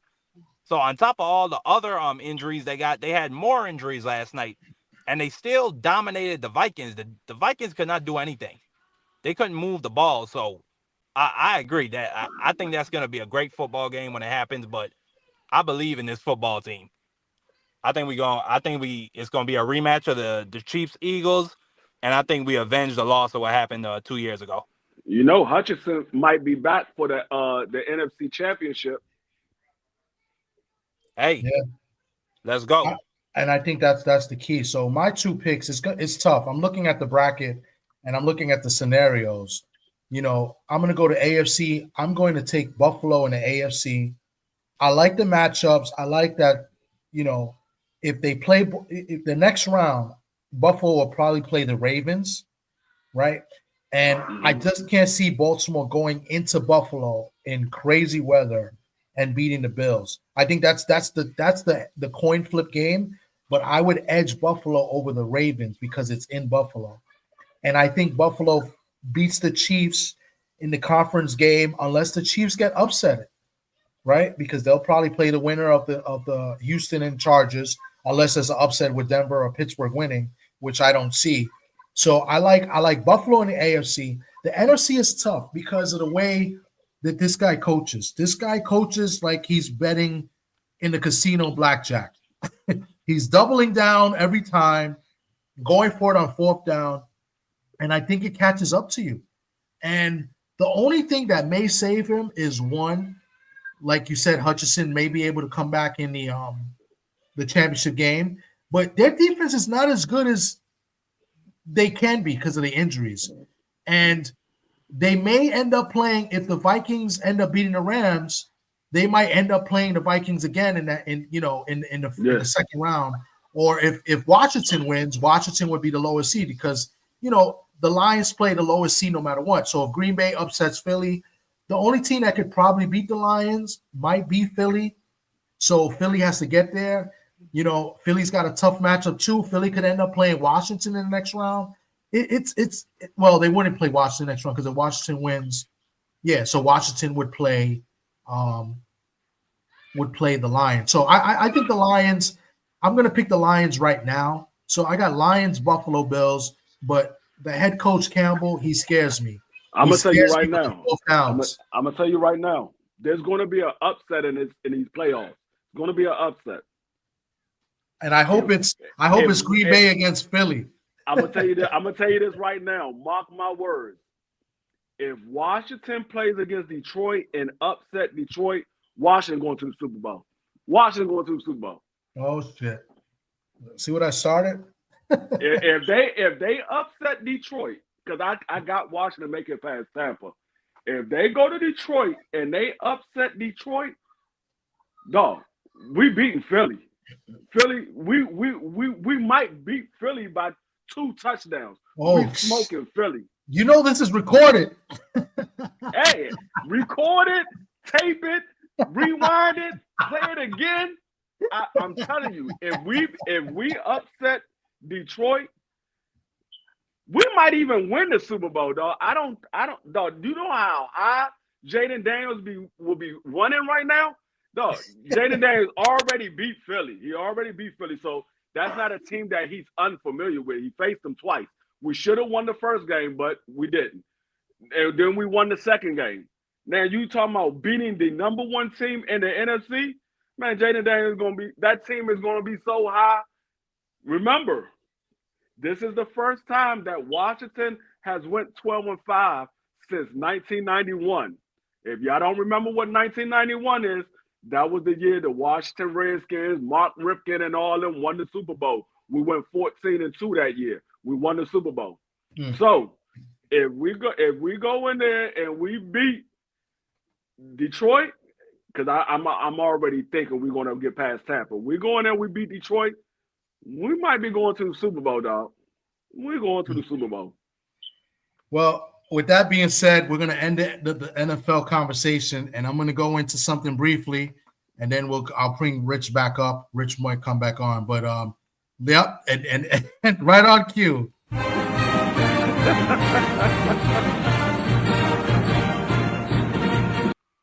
We're going to talk a little bit Irish football. College football players start back up. Semifinals this Thursday night. Notre Dame in the Orange Bowl taking on Penn State. Notre Dame is actually favorite 1.5 versus Penn State. Interesting game. This guarantees for the first time in I guess in college bowl history, championship bowl history, it will guarantee that a black head coach will be in the championship game. So the winner of this game will be the first black coach making it to the championship game. Penn State versus Notre Dame. I'm pumped up, and Notre Dame with a good win. They beat Georgia this past week.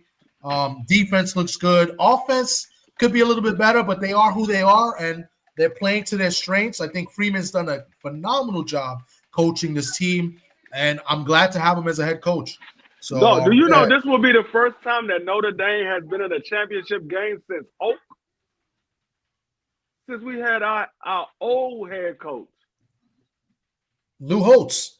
Yeah. If they win this game, it'll be the first time since Lou Holtz won back in 1988 with Tim Brown, the Rocket. Yeah, this was the first time they've been in a championship game since Hope. No, this the quarterback, Rice, Tony Rice, I think his name was. Who's the quarterback for Notre Dame? Something Rice. He ended up playing in the Canadian League, but yeah, Rice. Oh yeah. I can't think of his first name. D-Free, I put it in the TWT group chat. These are 4 ringless head coaches for 4 old dynasties that haven't haven't won a championship in a long ass time. Yeah. So whoever comes out of this fray, whether it's Franklin for Penn State or Freeman for Notre Dame, they're gonna be remembered for a long time. Yeah. They're gonna be in that pantheon. I tell you what, great head coaches. NFL has already started looking at Freeman as a coach. That's why Notre Dame extended his contract. He ain't going no. Yeah, they already started looking. I think the Jets was one team that was looking at him. Maybe schedule an interview or something. And one more thing, Tom. There's a lot of young head coaches in college football that are dominating right now. Yeah. Dan Lanning, 38. The Jaguars just the boy for Arizona. The boy for Arizona State, 34. Freeman, 38. A lot of other guys that are under 40 that are dominating. And there's at least 3 head coaching jobs up for grabs right now. The Jets, the Jaguars, and I want to say Cleveland. I think Cleveland head coaching job is up for grabs. I don't think it's Cleveland. Well, the Jaguars, you said they just fired their coach. They just fired Peterson. Yeah, they just fired Peterson this morning. Well, today's the day that all the coaches go. Interesting to see what happens. But back to Notre Dame. I'm pumped for Notre Dame. I think it's a winnable game. It's going to come down to defense. Both quarterbacks don't really throw the ball well, but they can run the ball. I think we have the better quarterback as far as running the ball and moving the ball and making good decisions in Leonard. I think we got the better running backs as well. When healthy, Love, been playing a little bit banged up. I like Price. I like Price as well. Is good. I like Williams. He's a freshman. He's good. All these running backs are going to be back next year for Notre Dame. I know one thing for sure. I know one thing for sure. Two things for certain.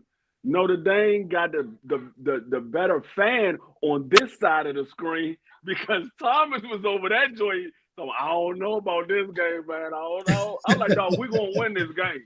We're gonna win. No, if we would not have lost to Northern Illinois, do you know we will probably be ranked number 2 or number 3 right now? Yeah, we'd be undefeated. You know, yeah, so, and I think that's good. Ranked number 1. Yeah, we probably be ranked. No. Yeah. Oregon. Well, actually, no. Oregon would have been ranked number 1. So I can't say that. Yeah. But you know what? Better it this way because it looks all the teams that got to buy lost. Yeah. All 4 teams that got to buy in this new playoff format have lost. All the teams that didn't. I mean, Arizona State got robbed. They got robbed. Can you turn off that goddamn music? Or we get it. Hey. Wow. Hey, I'll put it this way. Washington is sitting in the same seat that Notre Dame was sitting in. Thank you. So if Washington can do what Notre Dame do, we're in the NFC Championship game. We sit in the same seat. Oh, here we go. But you know what? It's funny you mentioned Washington, but let's talk about Washington, the college football team last year. Washington was kind of the same team. Washington, nobody was really sure about Washington last year. Now, mind you, they made it to the championship. They didn't win, but they made it. You know, they went farther than what a lot of people thought they would. The Huskies last year. So Notre Dame in the same boat, right? Ohio State, they lost to Michigan the last game of the year. A lot of people were calling for that coach's, the head coach's job. Right, because he's lost like 4 games to Michigan already, which matters more than anything as far as the rivalry is concerned. That matters more than the conference championship. So Ryan Day. So, but look, they won their 2 games in convincing fashion, dominating fashion. So you know, and they're big favorites over Texas, who's been consistently really good all year long. So that's an interesting matchup, Texas and Ohio State. I believe Ohio State is favored by like 6 or 7 in this game, which is crazy. I would take Ohio State to win by minus 13.5. I think they're the best team. I think they're the best team in the tournament. They've put $20 million into this roster. Will Howard, Jeremiah Smith, Booker, they have been unstoppable. And you see this thing with Texas where I agree they have a great defense, but when you see Quentin Ewers and the offense, they struggle and they're inconsistent. And I think they might have to score at least 30 or not 30, at least 40 to win this football game. No, I'm telling you, the problem with Ohio State, when Ohio State plays against a good defense, they always struggle. Yeah. They always struggle. Every time they play against a good defense. Even when they played against Notre Dame, what was that, last year? When we played against Ohio State, it came because of a drop interception. They won that game 2 of them. 2 drop interceptions. That's how they won that game. It was a war. It was a battle. No, but what he's trying to say is that defensively, they struggle on defensively. Michigan has no quarterback this year. That was their weakness, but their defense dominated Ohio State. I think Ohio State's weakness. Wait. Hold the phone. Ohio State's biggest weakness to me is their head coach. I don't think he's a good head coach. He's lucky to have a good offensive coordinator, right? Who's streaky at times in Chip, your old Eagles coach. He's a good offensive coordinator who's not consistent, but I don't think Day is a good head coach. And I think this game may come down to coaching because there's no way this Ohio State team that has this much talent struggles playing against defensive teams like Michigan who had no quarterback. They couldn't game plan to stop the Michigan's run. And if Texas could game plan and if Sarkisian could come up with a good game plan, I think it'll come down to coaching. And I think Texas beats Ohio State in a close game. Yeah, but Thomas, I don't think they lost that. And Thomas and DeFrey, I don't think they lost that Michigan game because because they were struggling. Because when you look at it in the second half, they managed to get to the red zone 3 different times. The problem was Will Howard threw 3 interceptions back to back to back. Yeah, so I think again it comes down to Will. Hold on. It comes down to Will Howard and that offense. So no, I don't think I think they're gonna dominate Texas. I'm gonna tell you this. I think it's coaching. It's coaching. It's the head coach, and Chip is not is inconsistent. Like he threw a pick at the 1 yard line. No, listen what he's saying. He said it's the coaching. You at the 1 yard line. Why are you throwing the ball? You throw the ball. Point. Okay, that's a good point. You throw the ball when the run is not working, or when you think they're expecting a run. That's when you throw the ball. You don't line up in a shotgun and throw the ball at the 1 yard line right off the break. Yeah. They lined up in a shotgun. They know, okay, even if he's running the ball, he got to start. He's starting 5 yards back. Well, the running back is starting either 5 yards back, or if he's lined up behind the quarterback, he's starting 8 yards back. So why would you line up in a shotgun if you at the 1 yard line? You want to line up, even if you're going to throw the ball, you want to line up right behind the center so they think it's a run, and then you do a play action or you do a quick toss. But even what you said, they got down to the red zone. That's where the defense tightens up at, because the red zone, you don't have that much room to work around. That's why they said, that's why teams always work on red zone offense, red zone defense, because that's the toughest part of the field to score in. You're better scoring from outside of the red zone than it is scoring inside the red zone, because the field is shorter. So that's when the defense gets tougher at. So it's still, defense is the reason why he threw those 3 interceptions in the red zone, because the defense tightened up. Yeah, I still believe that it's going to come down to coaching. Ohio State has a lot of good talent in the team, but the problem with Ohio State, even back in the 90s and the early 2000s, is that they have good talent, but the coaching has been terrible, So, but we'll see. That's why you play the games. But go Irish. We're going to go on to our next segment. We're going to go into the wrestling segment, but real quick, I just got to cheese up.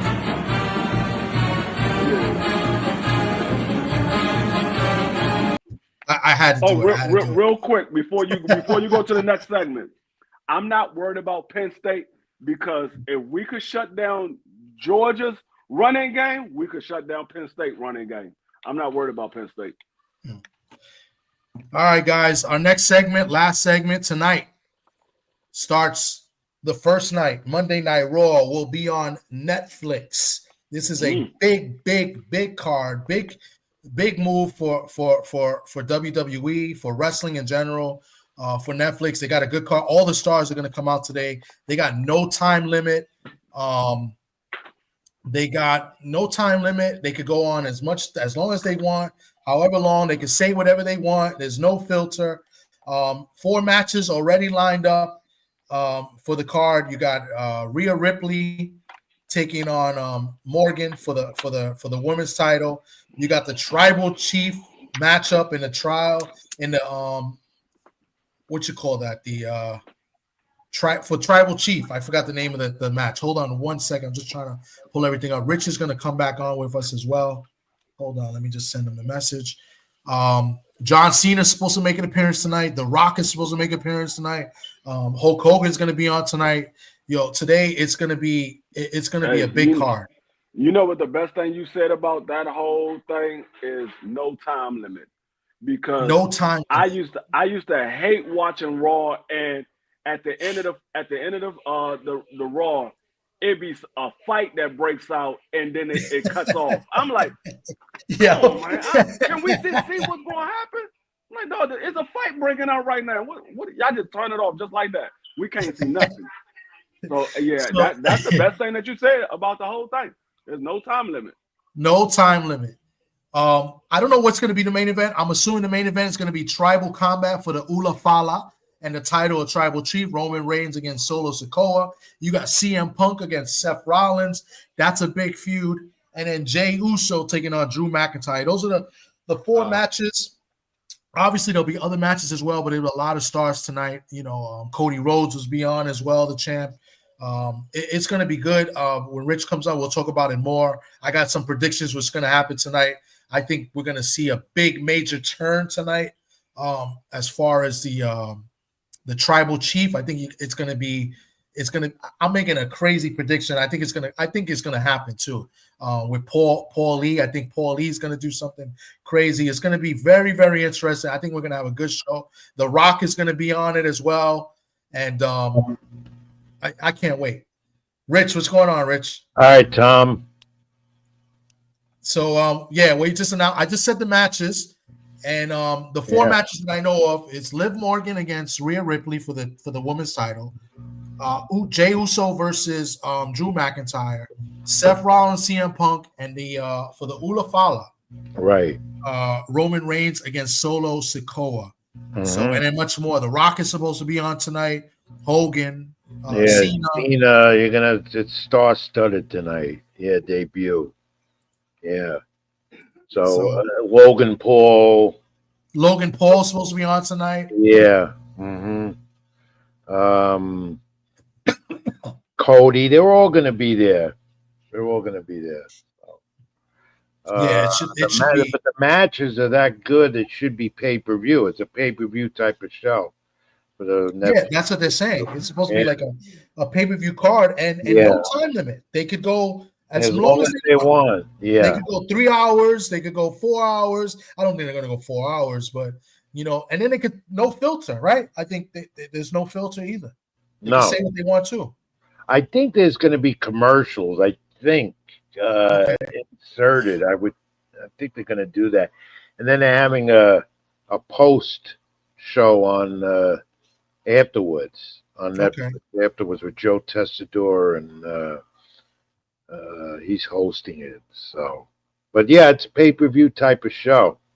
Pay-per-view, Do you think are they going to take content that's currently on Peacock, or is it just going to be Raw? Like I see they put some videos up on Netflix already. WWE stuff, but no real documentaries and stuff like that. Are they going to be the new platform, or is Peacock still going to hold? No, Peacock is still doing the PLE events, but I think they were in discussion where they're going to be able to show them on Netflix as well. I don't know the particulars of that deal. Okay. Really, but for the moment, it's still Peacock till next year. Okay, yeah, because they're still doing Saturday's night main events, which is January 25th. Yeah. But this is the beginning of a major, major thing. It's not only for Netflix, but it's big for WWE.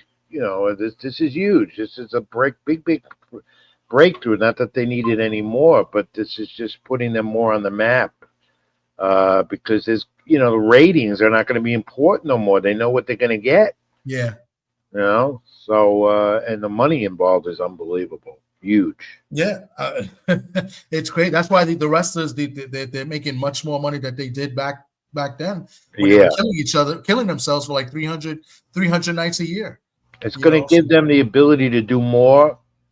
There'll be more work for the talent, more storylines.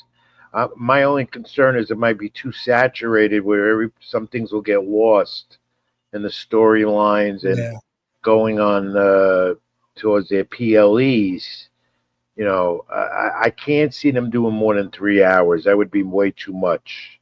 Yeah, I think so too. So they have been talk about going 2 hours, but SmackDown is now 3. So I would think they're going to do this for 3. I would think they're going to do that too. If not, they'll do 2 and then they'll go over like 2.5 maybe, and extend whatever they got, because they added more titles, especially in the women's division. Right. They added the Intercontinental and the US for the women's now. Right. So, they're doing a US title, So that gives more exposure to the women wrestling, which is more. There's more good women talent also. I'm not a big fan of Tiffy. I'm going to be honest with you. I'm not a huge fan of her. I don't think she's a good worker, but they do have good talent on the female side. Well, that's not going to last, because you remember Charlotte Flair coming back tonight as well. Yes. Okay. And there's Rhea Ripley coming back probably tonight as well, and Alexa Bliss. Not Rhea Ripley. The man, Becky Lynch. Oh, she's coming. Okay, I didn't know that. Okay, yeah. So and Alexa Bliss too, probably on the way back too. So Okay. The female division needed a spark. So that's why they put that title on Stratton finally, which was they had to do it because the briefcase angle was just dragging. Yeah, I agree. Yeah. I So don't know. I don't think she holds it on too long. I don't. no, I don't I see. think that's, I really like Io Sky. I think she's a yeah, great worker. In the ring, and Oscar's on the way back too. So oh, I forgot about her too. Wow, that's yeah, just. I yeah, wonder if they maybe they feud them two. That would be good. Maybe yeah. they should put Oscar against Io. I think that'll be a great. They might do that. Yeah. Yeah. See, with Triple H, you don't know what he can do anything Mm-hmm. because the creative door is open to him, and Which is good. Yeah, they're really doing well. I mean, Yeah. this only helps them even more. So yeah, looking forward to it tonight. Any wild predictions tonight? I have one. I don't know if you have one. Well, I think I don't think Roman Reigns is going to get the win. That's what I think. I don't think he'll get the win.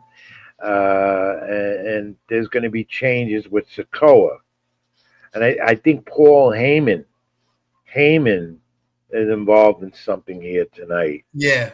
And that was like one of my big predictions. I think is going to happen. I think I think he's going to turn. Yeah. I think he's going to turn on Roman. Yeah. And I think either he or The Rock help Solo win. That's right. The Rock. Or if they really wanted to do something crazy, they could have The Rock help Solo, but then he turns on Solo. Yeah. And he takes the Ula Fala. Something's going to happen there. Yeah.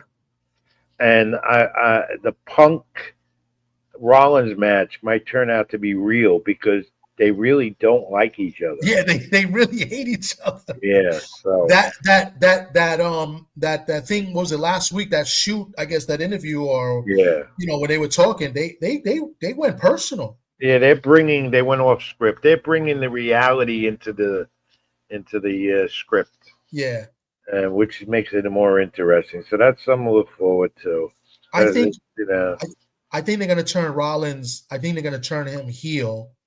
Yeah. And I could see him. Somebody, I don't know who brought it up. They were saying something about Rollins and McIntyre are going to start. That'll be interesting as well. Yeah. But because Punk is going to be involved in a WrestleMania main event.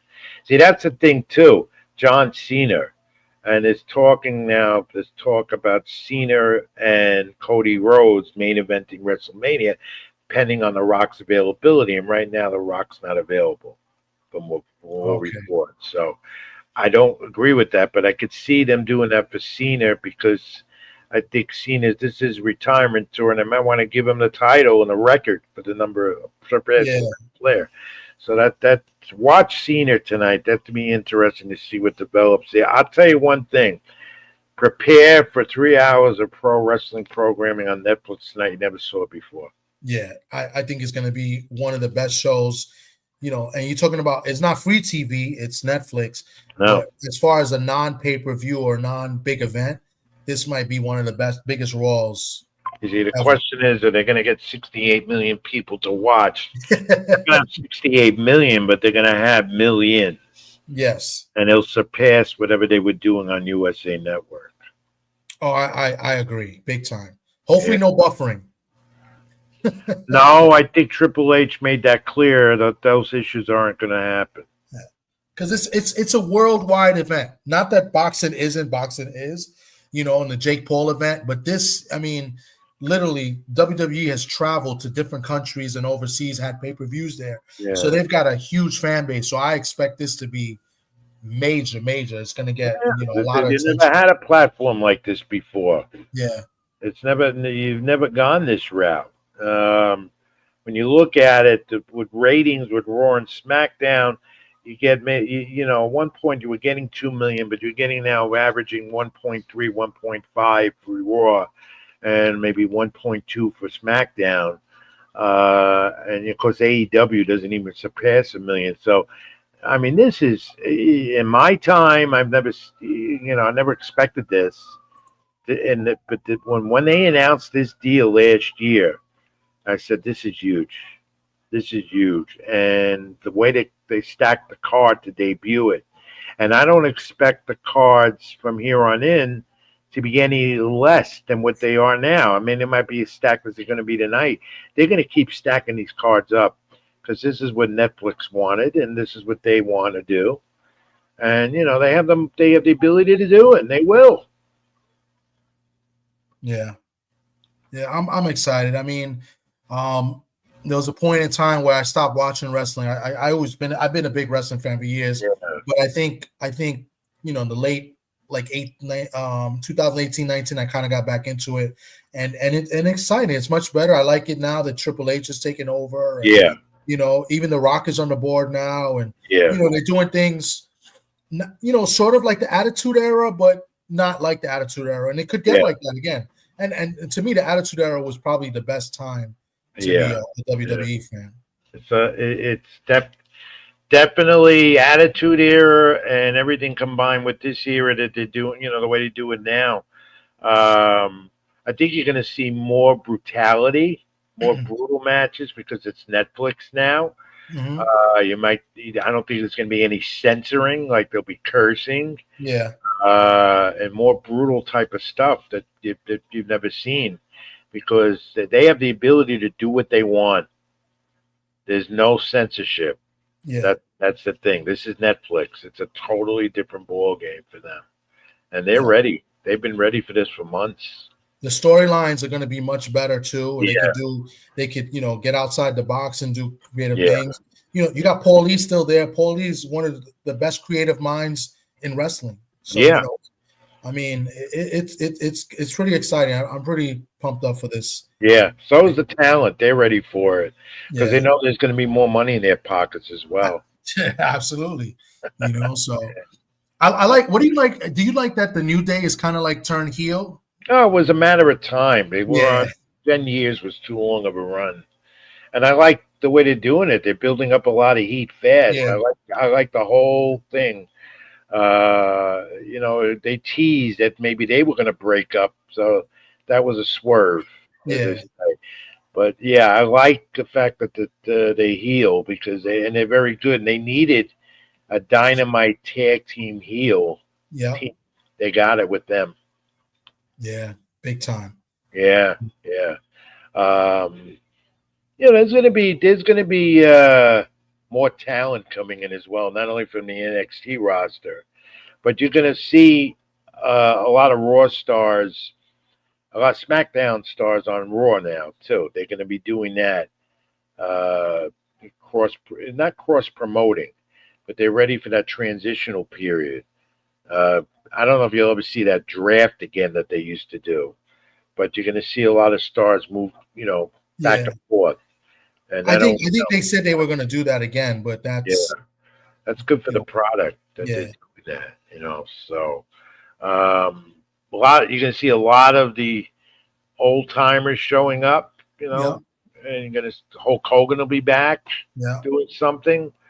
Again, it's going to be more interesting and a lot of drama. It's going to keep you on your heels for 3 hours, and I think they're going to do 3 hours. Yeah, I think so too. Yeah, it's going to be a long night, and it's good. At first, they picked the right night to do it because they know no Monday Night Football either tonight. That never really bothered them, Thomas. They never cared about that. Monday Night Football to them was never a competition. They knew they'd be up there in the ratings, not as high as Monday Night Football, but for years they didn't do bad going against Monday Night Football.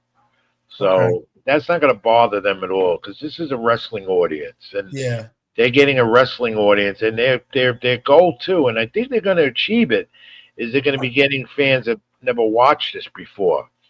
Because I think so too. Yeah. Put on new Netflix, the first thing you're going to see is Monday Night Raw. Yeah. At the top. So and there'll be some interest from fans, and they might want to stay with it, and they're going to get the more wrestling fans because those wrestling fans who had basic cable USA Network are now going to be watching Netflix as well.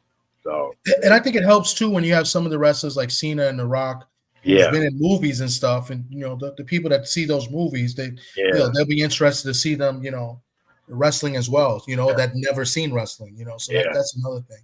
Yes, this is huge. This is really huge. Looking forward to it. There's a lot of fans of Monday Night. I've been to Monday Night Raw from the beginning, from the first one years ago at the Manhattan Center in New York. So I've hardly missed an episode. So, and you have the ability also to watch the replay of it. Netflix allows you that ability, so if you miss it, you can catch it. Which is great. Which I liked on Peacock, watching the pay-per-views, that I could always go back and watch it. Even when it's live, and then catch up. So I like that capability. So, but I think eventually everything's going to go Netflix. I think eventually, not SmackDown. They have a new deal with USA, but I think when the Peacock deal ends, I get the feel that it'll all go Netflix. And you want to watch like the pay-per-view event, PLE they call it. I think it'll be on Netflix once the Peacock deal expires the end of next year. Okay. So, a different era, a good one too.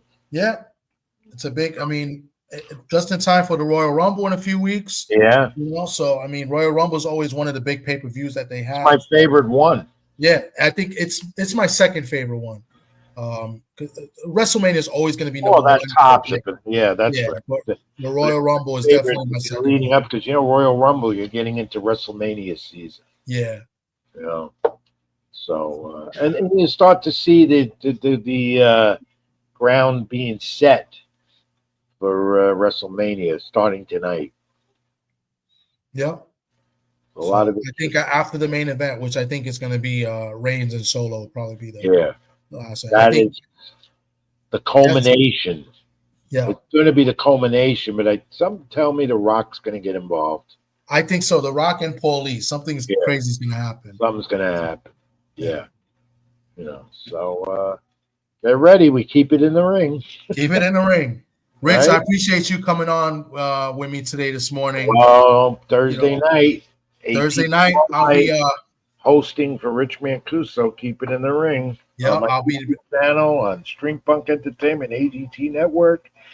Tom, you got a lot of work to do, so get ready. Yeah, I gotta start planning and getting my notes down and stuff, and I gotta get a guest. I'm gonna try to book a guest too as well. Good.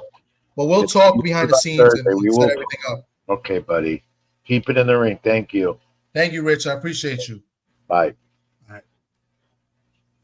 All right, guys, that's all I got for today this morning. I appreciate D Free, Marky Dan, and Rich Mancuso for coming up and talking football with us, breaking down the regular season and, talking a little bit about the playoff matchups this week. We'll go more in depth on the playoffs this Friday night. We'll be back live on Friday Night Sports Talk, hopefully with Socrates Palmer as well. And not sure we're going to have a guest tonight, but we'll go more in depth. We'll do our picks. I'm also going to go over our picks we made early in the year. We did make picks. I got to find them. We made picks early in the year over and under on team wins. I want to see how everybody did. I know it was me, Sock, D Free, I believe 503 Lion, and a couple other people. We made some picks on wins and losses. So I'm interested to see how we did on that. I think everybody did well for the most part as far as the over-under on team total wins.